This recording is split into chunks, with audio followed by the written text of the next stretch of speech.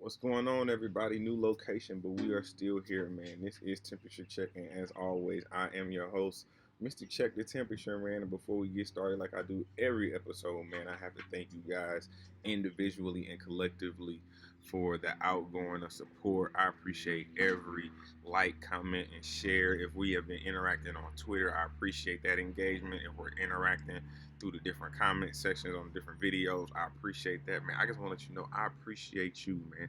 I do this for y'all. I do this for me too because I have a lot of fun, but I also do it to engage with my fans. So I definitely appreciate it. And hey, man, we almost at 100 subscribers already, man. So let's get the word out. Let's keep it pushing, man. As I originally stated a few episodes ago, I am going to start broadening the topics that I talk about. The reason being is because personally, I have what I feel is a diverse base of knowledge over various topics. So what a lot of you guys don't know about me is that I was a collegiate football player at one point in time, and then after I graduated from college, I ended up actually playing arena ball for a few years before I ended up ripping up my knees, which basically ended my career. However, once I got done with actual playing of the game, I actually became an official. So I officiate the three major sports in America, which would be football, basketball, and baseball.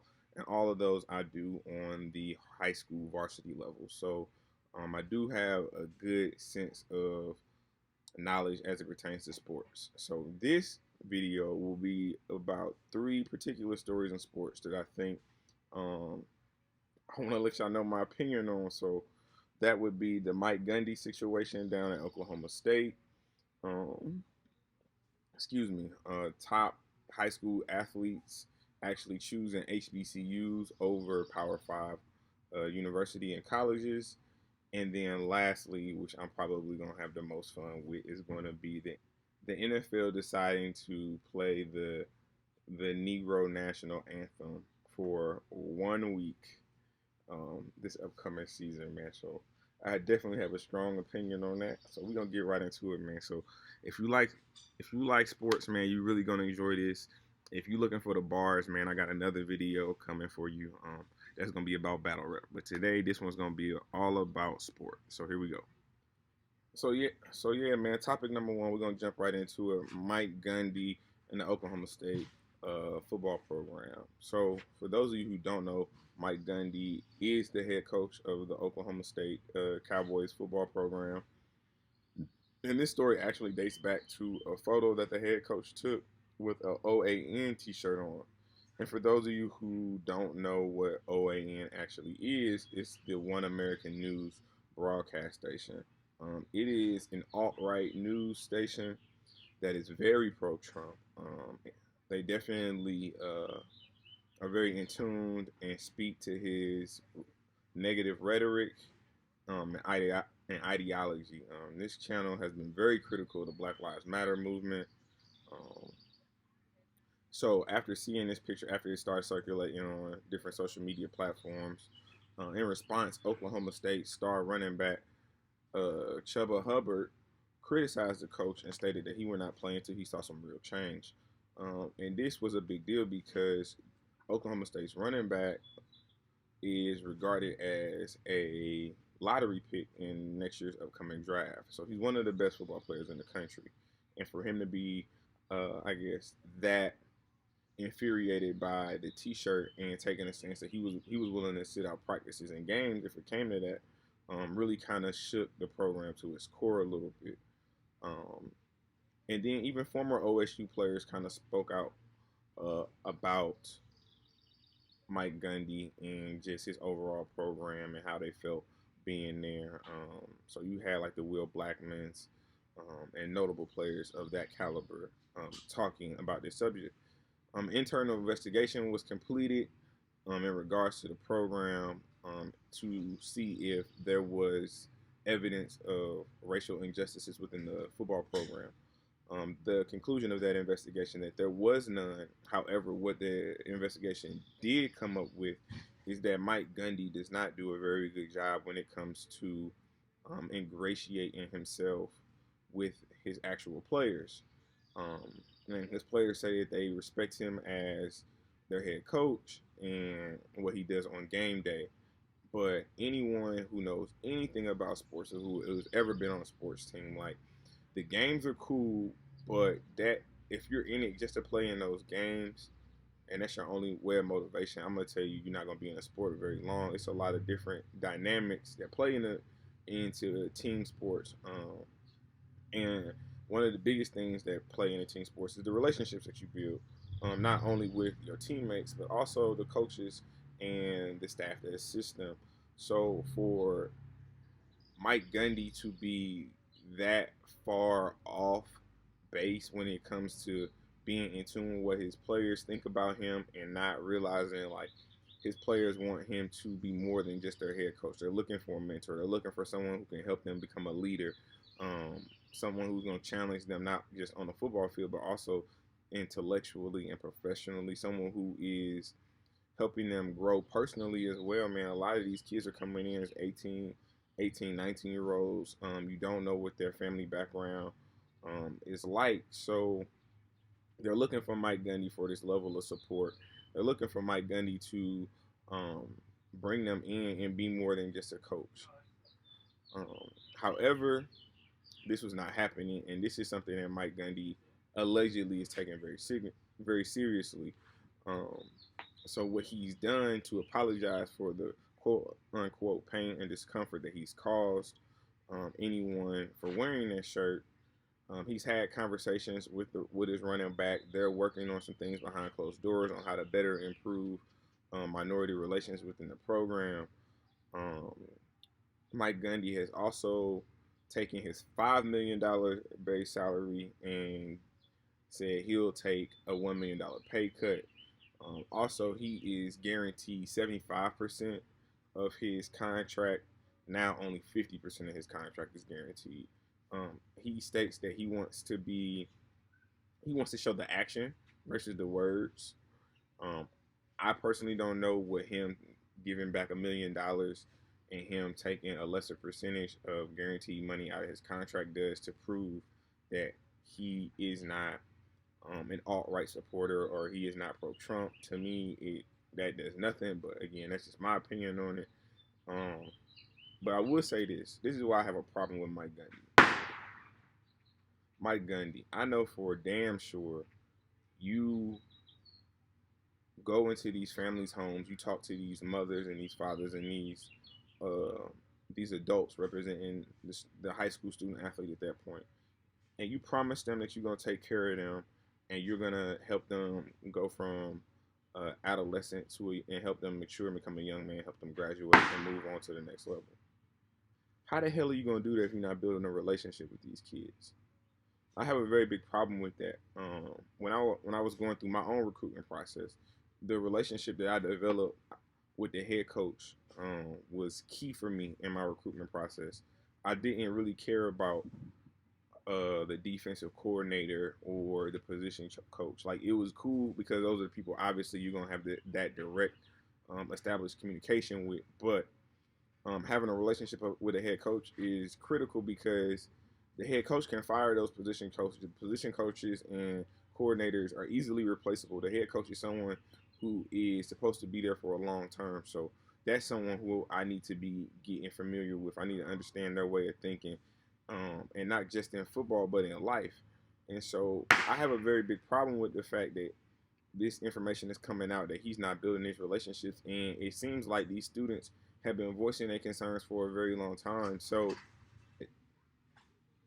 at this point in time, I would be very cautious if I was a parent and Mike Gundy was sitting in my living room telling me, whispering sweet nothing in my son's ear about how he's gonna protect him and he's gonna develop him and he's gonna do this and do that. When at the end of the day, all he cares about is winning. Which obviously winning is a great thing. Winning is the reason he's still there. I think he has as a head coach for Oklahoma State, he has a great record. He's 129 wins with only 64 losses. Um, I think he's 9-5 in bowl games overall. So he has a good record, but sometimes it's more than the football. It's more than sports, and it's about really how are you helping these young men navigate life and really work on some characteristics and traits that are going to help them in the future. So I'm gonna keep an eye on this story and keep an eye on the relationships that he's attempting to mend and at the same time reestablish. So a new topic, not even a new topic, but a topic that's been in the barbershops and small circles that is now starting to get major traction, definitely within the last 24 to 48 hours, is high school top recruits actually choosing HBCUs over your Power Fives. Your Power Five conferences are the Big 12, Pac 12, ACC, Big East, and SEC, respectfully. And for those of you who do not know what HBCU stands for, it's a historically black college or university. So this is something that's been talked about, like I said, in small circles, kind of something like an elephant in the room, necessarily, but it was always an asterisk on it. What if it happened on the basketball side of things? Is football, it's a lot of football players, and it's really hard to kind of stand out as a football player. One, because our faces are covered up. Two, we look we have so much equipment on, it's really hard to kind of identify yourself. So individualism is very difficult on a collegiate platform, but as a basketball player, very easily. You only need about two or three dominant basketball players on one team to really have a good shot at some good quality wins in the season. So what we had yesterday was a top recruit, number 16 recruit in the ESPN top 100 by the name of Mar Maker, who is a 6'11" center, who actually, again, he just verbally committed to a HBCU, Howard University, a couple of days ago. Now, this is, again, he's a number 16 player in ESPN 100. So this ain't somebody from the YMCA. This is a big name. This is a big deal. And he cut it down to his final four, which was Kentucky, Memphis, uh, Memphis, UCLA, and then obviously Howard. So he was a 5-star commit, and this is the first time this has actually happened in basketball since ESPN has been tracking high school recruits, and that dates back all the way to 2007. So this is really like some groundbreaking stuff, but it's also something that I think you're going to start to see more of a trend, especially given a lot of the social injustices that are starting to come to light as it pertains to black people and black relations in the United States of America. So if you've ever been to a HBCU, one of the things that kind of sets it apart from a Power Five will be the homecomings, and that's initially where Maker actually stepped foot on campus last fall. He took his official visit to Howard during their homecoming, and he actually went there with another top ESPN recruit. His name was Joshua Christopher, who ultimately ended up choosing Arizona State. But again, you have the number 11 and the number 16 player in the nation in that recruiting class coming to a HBCU. So this is definitely a conversation that's gaining a lot of traction. HBCUs are historically famous for their homecomings, so it's a great recruitment tool if you are HBCU. Last year highlighted celebrities that were seen at Howard were Kanye West, DaBaby, Juvenile, among others. So this was a big deal. And I do believe this is something that's going to become a trend, and I think it's going to put a lot of pressure on Power Fives to really look at their relations as it pertains to black athletes and the recruitment of black athletes. And even speaking on the Mike Gundy, it's one thing to get a black athlete. It's another thing to actually bring them into your program and actually invest time and energy into them and not just look at them as a number. And so that is what these high school athletes are doing. They're taking their own path to college, and if it's not traditional, they're okay with that. And honestly, I think it's a great move because it doesn't matter on what college you play at. You've seen athletes like Steph Curry, who went to Davidson. It's not a basketball powerhouse. Kawhi Leonard, San Diego State, not a basketball powerhouse. So smaller schools still generating top level NBA talent. Smaller schools generating top level NFL talent. So it really comes down to what does that student want to do, and that says a lot you have to tip your hat to Mr. Maker for actually making the decision to go to an HBCU over HBCU over a Power Five, because financially he knows it's going to be different. They don't have the same type of resources that a Power Five has. However, the notoriety that he's going to gain, he's going to carve his name is already carved in the history books as making a historical decision even before he dribbles a basketball as a college athlete. That's something I definitely think that the NCAA is going to start taking a harder look at, and you're going to see funding for a lot of these HBCUs go up, because now that they realize that this newer generation is not necessarily worried about going to the Ohio States, the UCLAs, and the Kentuckys of the world, and the Howards and FAMU and Norfolk State and Augusta State and HBC Lincoln Universities, Harris Stowe State Colleges. These HBCUs that at one point in time thought they did not have a chance to get a top ESPN recruit. The door is open, so hey man, the door is cracked. You got to beat it down. So Howard University, you are on the clock. We are definitely going to be paying attention. I expect to see ESPN pick up a couple Howard games this year. Probably not on their main platform, but maybe ESPN2, definitely ESPN3. And I'm going to be very interested to see where he actually ends up at the end of this. Like I said, he's taking a great risk with his career. But one thing that he talked about in his interview with the Undefeated was the fact that when he did go to the HBCU, the biggest difference was he felt like everyone in the community, from the president all the way down to the students, seemed to be on the same page as a collective. And he talked about the different opportunities that were available to him as far as career-wise as it pertained to Howard University. So shout out to Howard University, man. Shout out to Mr. Maker. And I will say this: he did declare for the draft. They have him ranked 75th. So I do expect for him to pull his name out of that draft and attend Howard. His cousin is an NBA player. His cousin is Thon Maker from the Detroit Pistons. So there is some history there as a family of NBA players. So I'm very interested to see what happens with him. So let me know what you guys think, man. Do you think this is going to be a trend? You think this is going to be more of an outlier?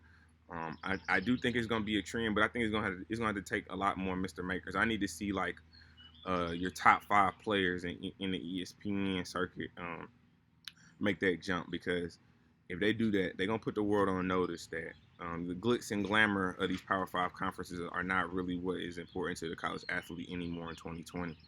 So let's get into the third topic, man. The NFL has decided to play the Negro National Anthem for 1 week. Week 1, all teams, all games will have the Negro National Anthem played. So let's get into that. So just like everybody else, man, the NFL is doing racial damage control right now. That's the only thing you can call it. Everybody is finally realizing that racism does still exist. White privilege is a real thing. And so everyone right now is kind of scrambling to basically say, hey, we're the good side. We're the good people. Love us. The NFL, man. So they are considering listing names of victims on uniforms, using decals and patches on jerseys to acknowledge the names of the black community that were killed due to police brutality. My question is, what the hell does a single week do when it comes to playing the national anthem versus the Negro anthem?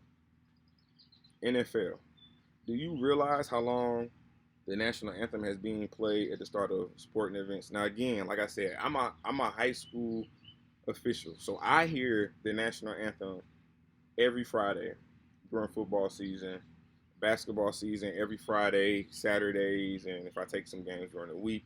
Baseball is the same thing. So I hear this song played hundreds and thousands upon thousands of times.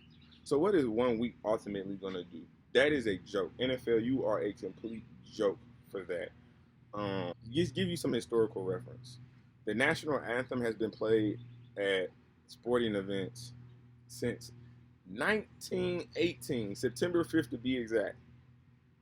So you're talking over 100 years of hearing the national anthem being played at sporting events, and you're going to give blacks 1 week. The hell is that? We don't want it. We don't want a week. If you want to impress me, make it for the whole year. Play the Negro National Anthem every game, every Monday night game, every Sunday evening game, every Thursday night game. Play the Negro National Anthem for an entire year. Because here's what people don't understand. All my followers, this is what I need you to do. If you can, look up the third stanza of the national anthem. It's going to be hard to find because what people don't know is that traditionally they only play the first two stanzas of the national anthem. There's a third stanza that doesn't get played, and the reason it doesn't get played is because it's riddled with racism. So the very same song you trying to sing for two stanzas has a third stanza that you won't even acknowledge because you understand that rhetoric is unacceptable. So you really want to make an impression on me, NFL? You really want to make an impression with black people? You're really trying to invoke change? You want to invoke real change? Do me a favor. Play the entire national anthem for 1 week. 1 through 3. I want to hear all stanzas. And you tell me, once you get all that backlash, if the national anthem is something that we should really take a hard look at. I think we should. We're about changing. Everyone wants to say that they're making changes for the better. They realize racism is a thing. Well, it's very ironic that even on this day, I'm even talking about this, but this is something that should be talked about. That's why I am Mr. Check the Temperature, because I check the temperature on sports and battle rap. But play that third stanza, and if you can find a third stanza, man, put the link in one of the comments, and I'm gonna share it on Twitter because this is something that we really need to talk about as people, because it makes no sense. 70%, literally 70% of this league in the NFL are black players, but we only have one minority owner, not a black owner, a minority owner, the Jacksonville Jaguars owner, and he questionable at best, to be honest. But yeah, let's look at the national anthem. And people think, oh yeah, when it comes to like players standing for the national anthem, understand that's something new that just happened in the last 20 years. The NFL partnered with the military, and having players stand during the national anthem and acknowledge the national anthem is a recruitment tool. They're using this as a recruitment tool. So let's not get it confused. This was not something that always was mandated. And to be honest, and here's the thing, I'm not militant in my thinking. I'm okay with patriotism to an extent, as long as you understand and you recognize that the flag and that the national anthem does not mean the same thing for every single person, because there is a history. Just like there's a history in everything else, there's a history about this nation, there's a history about that flag, and it's a history about that song. And until you really do your research into what the words are in that song, you don't understand it. So please, all my followers, all my subscribers, just do me a favor. Look up the national anthem third stanza. And if you can find a link, please comment the link in the comment box, and I will give you credit for that, and I will tweet it out. So for me, my personal opinion, the NFL has been lagging far behind when it comes to political activism for their players, and really letting their players use the platform that they have to advocate and really give themselves a voice in the political climate. Adam Silver, they're rapping laps around Goodell for years. Laps. The NFL has lapped the NBA when it comes to that. So this is definitely something that I think is a joke. I don't want to hear the Negro National Anthem for 1 week. That's not impressive. It's like you throwing me a bone while you eating a T-bone steak. You want to make a real change, man. Like I said, play the national anthem in its entirety for 1 week. This is Temperature Check, and I am your host, Mr. Check the Temperature, man. I'm about to get back to work on these bars. I'm out.